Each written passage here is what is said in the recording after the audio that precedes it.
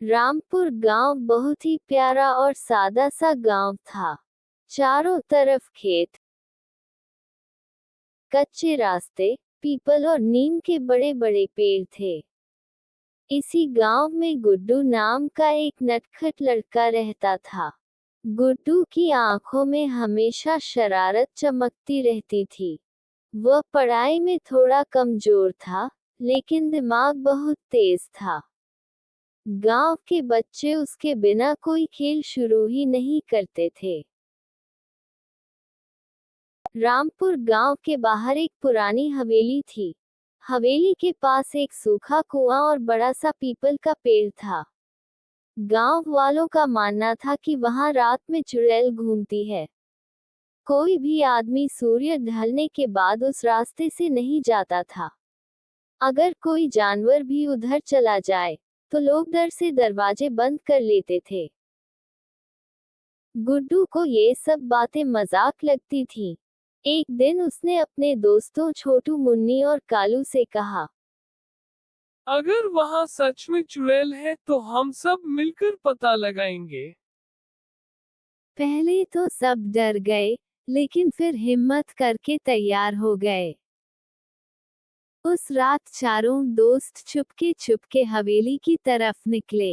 हवा तेज चल रही थी, पेड़ों की डालियां हिल रही थीं और उल्लू की आवाज डर बढ़ा रही थी। तभी अचानक छन छन की आवाज आई। मुन्नी डर के मारे रोने लगी, लेकिन गुड्डू ने कहा, डरने से कुछ नहीं होगा, आंख खोल कर देखो। अरे गुड्डू, डरे नहीं तो क्या? देख, इतनी रात में छन छन की आवाज सुनाई दे रही है। लगता है चुड़ैल आ रही है। हे भगवान, अब क्या होगा हमारा? मुन्नी डरो मत, मैं हूं ना। मेरे साथ चलो तो सही, मैं किसी को कुछ नहीं होने दूंगा। मुझ पर विश्वास करो। चलो, अब यहाँ तक आ ही गए तो अब पीछे मुड़ कर किस लिए देखना। चलो, जो होगा सो होगा। अभी कुल्हाड़ी पर पैर मारा ही है, तो देखेंगे क्या होता है। तो छोटू भाई, ऐसे डरो मत, और मुन्नी को भी मत डराओ। अरे मैं हूं तो। तुम सिर्फ मुझ पर विश्वास रखो, बाकी सब मैं देखता हूँ। चलो, अब कोई नहीं डरेगा, मेरे पीछे पीछे आओ। मुन्नी तो अंदर जाने के लिए बहुत ही ज्यादा डरती है, पर गुड्डू मुन्नी को समझाकर ले जाता है। अंदर जाते ही उन्होंने देखा कि हवेली के अंदर से हल्की रोशनी आ रही थी। गुड्डू ने दीवार के पीछे से झांक कर देखा। अंदर गांव के दो चोर छिपे हुए थे। वे सफेद कपड़े पहनकर लोगों को डराते थे ताकि कोई उस रास्ते से न आए और वे आराम से चोरी कर सकें। सब लोग चौंक गए। अरे गुड्डू, ये तो चोर निकले और हम चुड़ैल के नाम से डर रहे थे। गुड्डू यार, हमें इन चोरों को रंगे हाथ पकड़ना चाहिए। मैं तो पहले से कह रहा था ना, ये सब अफवाह है। अब देखो मैं क्या करता हूँ तो। गुड्डू ने तुरंत एक योजना बनाई। उसने छोटू को गांव भेजा और सरपंच को बुलाने को कहा।